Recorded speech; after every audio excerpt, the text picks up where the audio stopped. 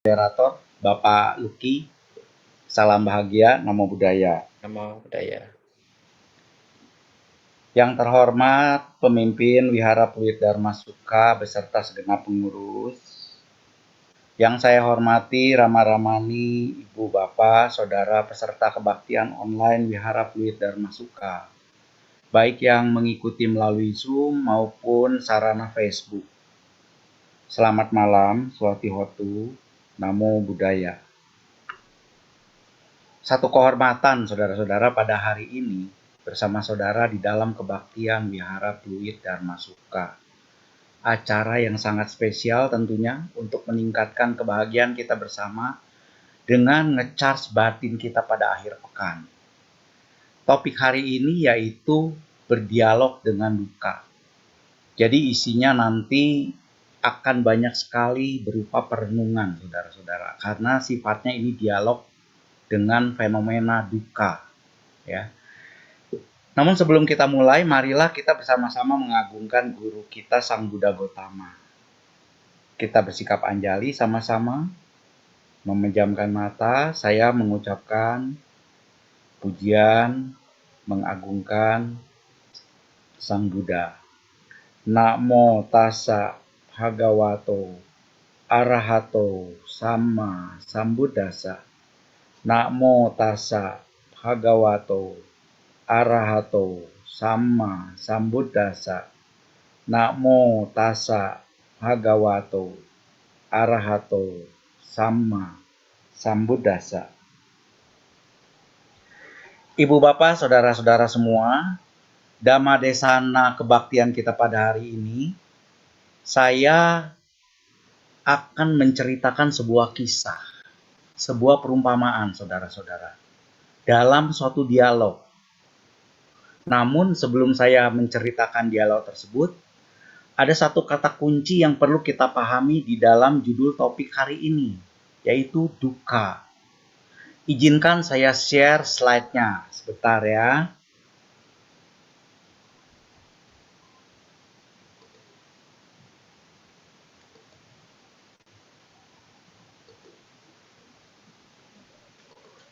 Nah, saudara-saudara, apakah slide saya sudah terlihat?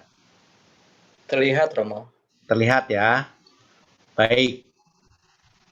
Baik, kalau terlihat. Ibu Bapak, Sang Buddha di dalam khotbah pertamanya yang secara formal dalam Dhammacakkappavattana Sutta membabarkan semua yang terkait dengan duka. Di mana yang pertama adalah kebenaran mulia tentang duka, duka Arya Saca. Yang kedua, kebenaran mulia tentang sebab duka, duka samudaya Arya Saca. Yang ketiga, kebenaran mulia tentang berakhirnya, padamnya duka, duka niroda Arya Saca. Yang keempat, kebenaran mulia tentang jalan menuju berakhirnya duka, duka niroda gamini patipada Arya Saca. Jadi judul topik hari ini dihubungkan dengan 4 kebenaran mulia dan cerita dialog perumpamaan yang akan saya sampaikan adalah terkait dengan yang nomor 1, saudara. Kebenaran mulia tentang duka. Ya, kebenaran mulia yang pertama. Kebenaran mulia tentang duka. Ibu bapak, cerita perumpamaan, cerita dialog bersama duka. Seperti ini dialognya, saudara-saudara. Satu hari ada pertemuan 3 sekawan. 3 sekawan. Yaitu kelahiran, penuaan, kematian. Dalam pertemuan itu terjadi dialog antara kelahiran, penuaan, kematian. Dalam dialog tersebut, kelahiran, penuaan, dan kematian membahas bagaimana mereka harus menjalankan dunia ini. Mengapa demikian? Karena terdapat banyak kenyataan, saudara-saudara. Dengan mendengarkan dan menjalankan ajaran Buddha, cukup banyak orang yang berhasil terbebas dari dunia ini. Cukup banyak. yang berhasil bebas dari dunia ini, saudara-saudara. Nah, kita seharusnya tidak membiarkan orang terbebas dari dunia ini. Kita harus menjaganya agar tetap di alam ini. Kita harus mencegah mereka untuk meninggalkan dunia ini. Dengan landasan kata-kata itu, kelahiran, penuaan, dan kematian tiga sekawan ini, tiga sahabat ini, membahas masalah besar ini, saudara-saudara. Kemudian kelahiran muncul dan menyarankan teman-teman, katanya. Jadi dialog kita mulai nih, saudara-saudara. Teman-teman, aku dapat melakukan sesuatu untuk membantu menjaga orang-orang supaya tetap di dunia ini. Aku bisa melahirkan mereka. Aku tidak akan membiarkan mereka untuk lolos, padam dari dunia ini. Aku akan menangkap mereka dan aku akan melahirkan mereka di planet manapun, di dunia manapun, ke planet manapun di dunia, bahkan ke dunia para dewa, ke alam surga, atau ke dunia manusia, saudara-saudara. Balik lagi. Atau ke kerajaan hewan, binatang, atau ke alam setan, atau bahkan ke neraka, saudara-saudara. Dimanapun itu, aku akan melahirkan orang yang mencoba untuk terbebas, saudara-saudara. Ibu bapak, lalu dua teman lainnya, penuaan dan kematian, setuju. Oke, Anda kelahiran sangat kuat, powerful.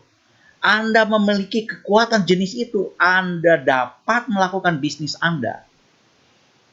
Kemudian kelahiran menjanjikan sesuatu yang lain. Dia berkata, saudara-saudara, oke, kapanpun aku melahirkan seseorang, aku akan menyerahkan orang yang lahir itu kepada temanku yang setia mengikuti. Temanku yang bernama penuaan.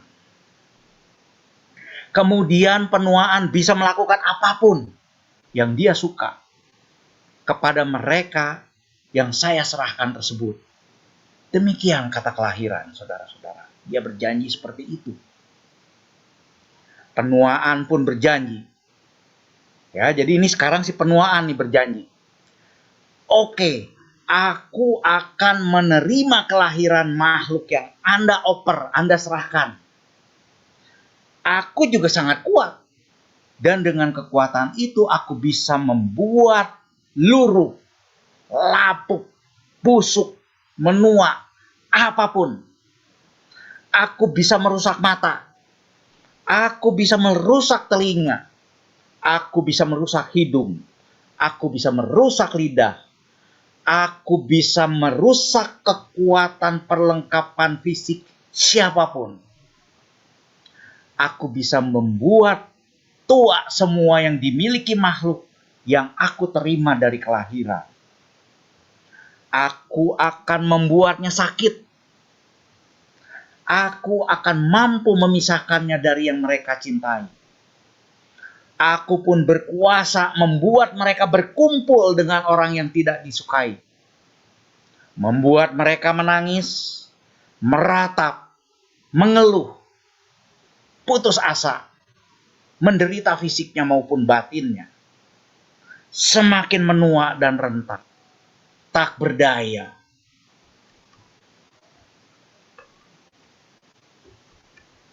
Saudara-saudara, tak berdaya.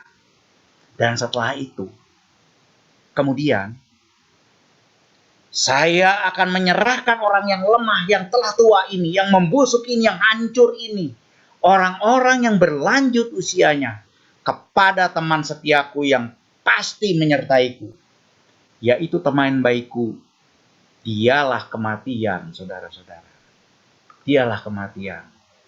Jadi tiga sekawan ini, saudara-saudara, tiga sekawan ini, ya, kelahiran, penuaan, kematian, saling oper, saudara-saudara. Saling oper. Nah, kemudian kematian berkata, saudara-saudara, Jadi sekarang kematian nih, setelah dia terima dari si penuaan, kematian berkata, ya oke, aku akan menerima orang yang kamu bikin rusak, yang kamu tuakan, yang kamu hancurkan, yang kamu lapukkan. Dan segera setelah aku terima, aku akan membunuh mereka, mematikannya. Jadi, ibu bapak, inilah cerita 3 sekawan. Ketiga teman setia tersebut membahas dunia ini, bagaimana mereka akan menjalankan dunia ini. Mereka mulai bekerja, kelahiran memulai dengan melahirkan makhluk. Ia tidak suka orang terbebas. Kelahiran menghabiskan waktunya untuk membuat lahir, dan lahir. Dan kelahiran itu, saudara, sangat menipu. Sangat pandai menipu orang. Sangat pandai memikat kematian orang untuk kembali lahir.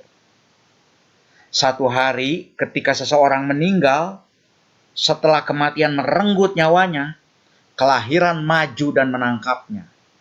Dan bertanya dengan simpati, apa yang terjadi denganmu? Apa yang ia lakukan padamu?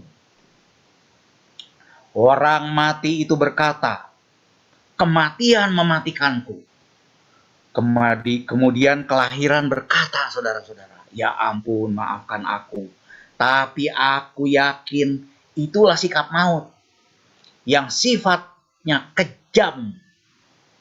Kejamnya kematian yang tidak mengenal siapapun, kejam dan keji, merenggut nyawa setiap makhluk.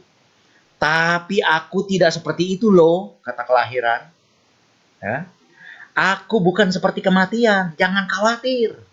Ikutlah denganku dan aku akan melahirkanmu. Saudara, ibu bapak, kemudian kelahiran mengambil tangan orang mati itu dan membawanya ke kelahiran manusia. Ini adalah cara orang itu ditipu oleh kelahiran, saudara-saudara. Kemudian orang itu berkata, oh, kelahiran ini sangatlah baik. Dia melahirkan saya. Sekarang saya adalah orang yang terlahir, baru, kuat, segar. Saya disambut gembira. Saya diberikan selamat. Setiap tahun aku diingatkan kelahiranku. Selamat ulang tahun kelahiran. Kelahiran ini memberi saya kelahiran yang baik. Kelahiran sebagai manusia. Banyak loh orang yang bercita-cita untuk menjadi manusia. Dan nyatanya sulit loh untuk lahir jadi manusia.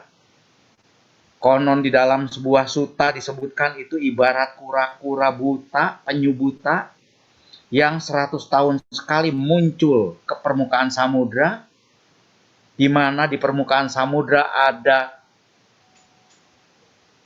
cincin kayu yang terombang-ambing gelombang, di mana kepala dari penyu itu pas masuk ke dalam cincin kayu tersebut yang mengambang tadi. Demikian sulitnya untuk terlahir sebagai manusia, saudara-saudara. Ya, dan saya sekarang lahir sebagai manusia. Betapa saya menikmati ini.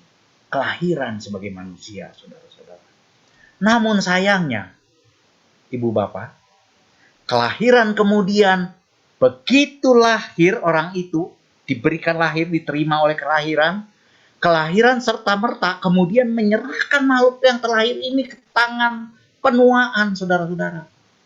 Penuaan menerima makhluk itu bersama kedua tangan dan memulai tugasnya. Pertama-tama dia mulai dengan menumbuhkannya. Dia berkata, oke, kamu tumbuh tahun demi tahun. Anda menjadi bayi, anak-anak, lalu pada waktunya Anda akan menjadi laki-laki atau perempuan yang hebat. Anda akan menjadi remaja dan seorang muda dewasa. Jadi makhluk yang terlahir itu berpikir, penuaan ini rupanya mendukung saya. Dia memperkuat saya dan membuat saya tumbuh. Sedikit demi sedikit, aku mendapatkan kekuatan dan kekuasaan tubuhku. pada mata, telinga, hidung, lidahku, dan aku juga bisa memperoleh kekuatan dalam pikiranku dan dalam pengetahuan melalui pendidikan dan sebagainya. Penuaan menyediakan segala sesuatu yang dilahirkan yang sedang dibutuhkannya, saudara-saudara. Sepanjang waktu, dia akan memberiku kekuatan, katanya. Kesuksesan, nama baik, jabatan, keuntungan, kegembiraan di sana-sini, saudara-saudara. Kemudian, sedikit demi sedikit, paralel dengan penumbuhan itu, saudara-saudara, penuaan ini melapukkan orang ini, saudara-saudara. Terlepas dari itu semua, secara fisik, tiga sekawan ini, kelahiran, penuaan, dan kematian, mengelola sesuatu yang lain. Mereka mengelola kesenangan hidup, saudara-saudara.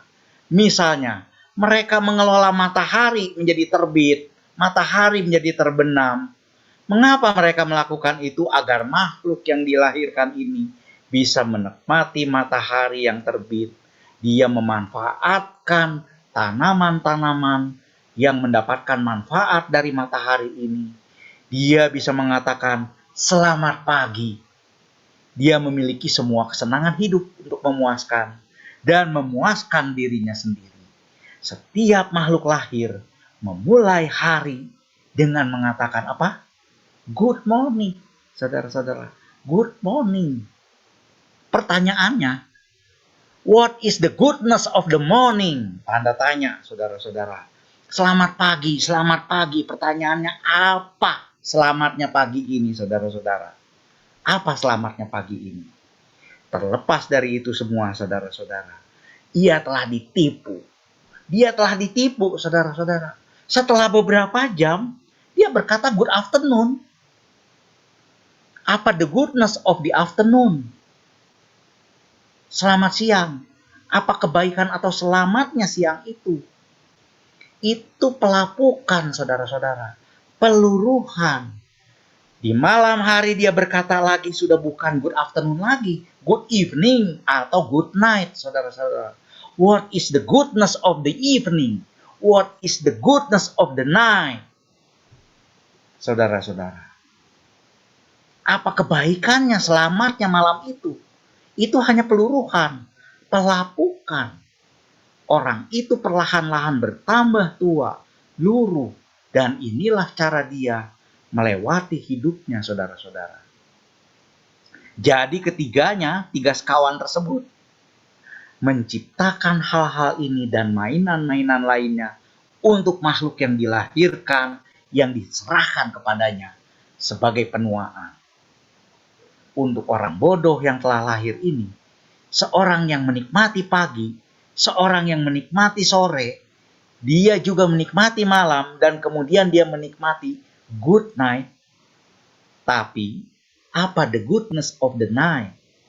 Malam itu gelap. Saat matahari terbenam, gelap, good night. Dia pun tertidur, dan malam pun berlalu, saudara-saudara. Pagi kembali disambutnya good morning, saudara-saudara.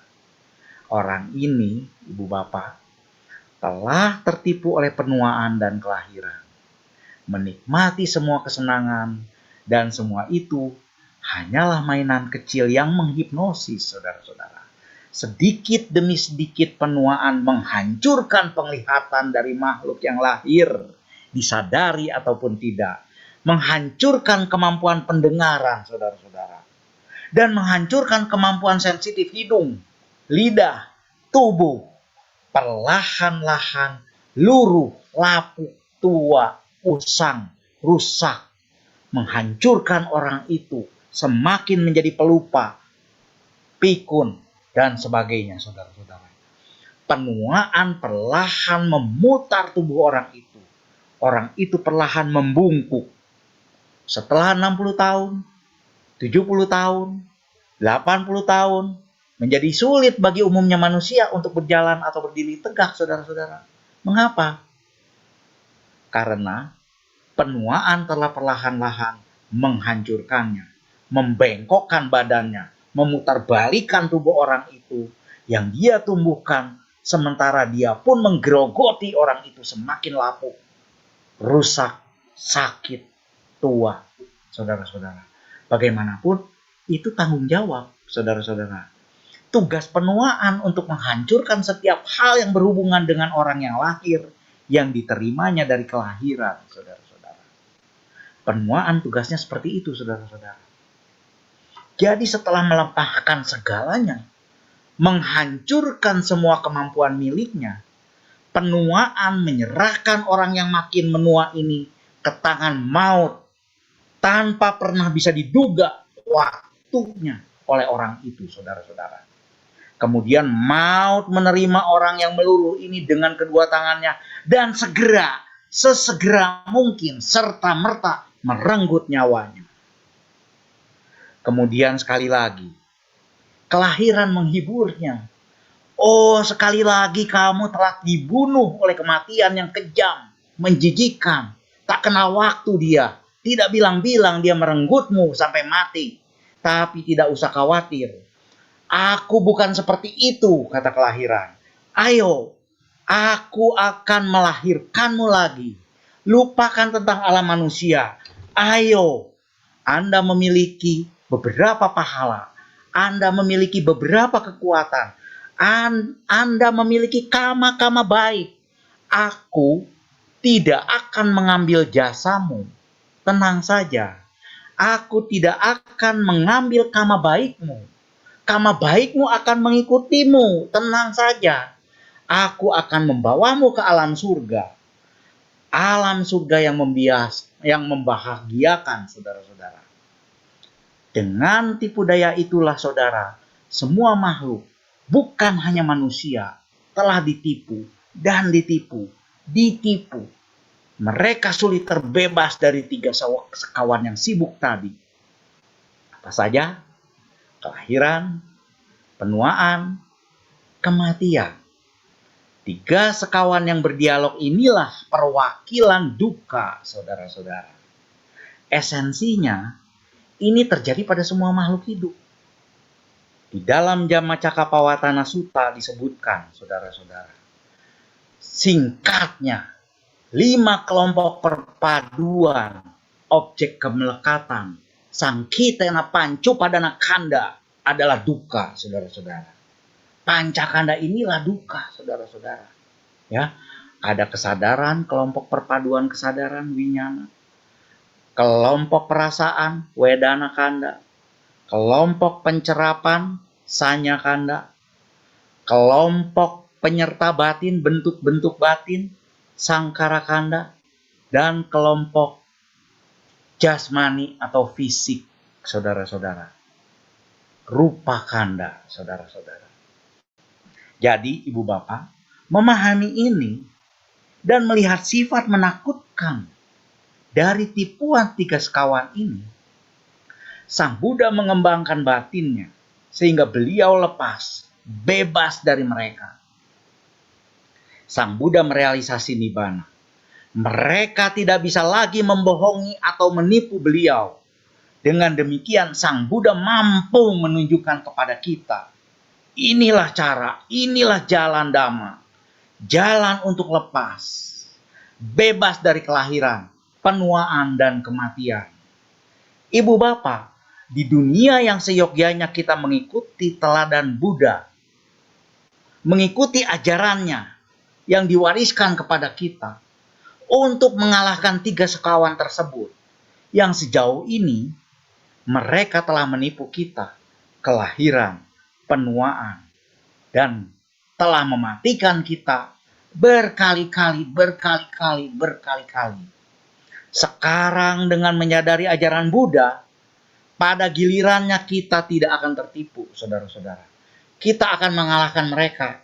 Mengalahkan bukan dengan bom, saudara-saudara. Bukan dengan provokasi, tetapi dengan menyadari langsung sifat aslinya sehingga tidak tertipu olehnya, saudara-saudara.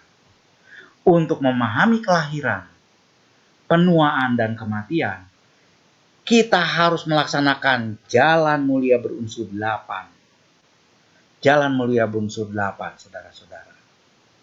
Ya, Jalan Mulia berunsur 8. Dengan cara apa? Memunculkannya kalau belum pernah. Menumbuhkannya dan menyempurnakannya. Yaitu pengertian benar, pikiran benar, ucapan benar, perbuatan benar, daya upaya benar, perhatian benar, konsentrasi benar. Melalui pengembangan Jalan Mulia berunsur 8, kita dapat mencapai stabilitas batin, juga stabilitas perilaku. Dengan stabilitas dan kedamaian yang mendalam batin maupun perilaku, kita dapat menjadi lebih fokus, jeli dan tahu dengan jelas. Kita bisa meletakkan cahaya pemahaman hingga ke sisi paling halus dari semua bentukan yang berkondisi sangkara, kanda yang tadi saya tayangkan. 5 kanda, saudara-saudara. Dan di dalam setiap formasi bentukan perpaduan yang berkondisi dalam semua kanda, dalam semua sangkara, dalam semua itu kita dapat mengenali 3 sekawan ini. Kelahiran, penuaan, dan kematian yang selalu muncul, berlangsung, dan padam. Mereka yang tersembunyi menjadi nampak dengan jelas. Mereka sedang bekerja, tersembunyi di dalam bentukan-bentukan ciptaan-ciptaan, kondisi-kondisi, sangkara, kanda.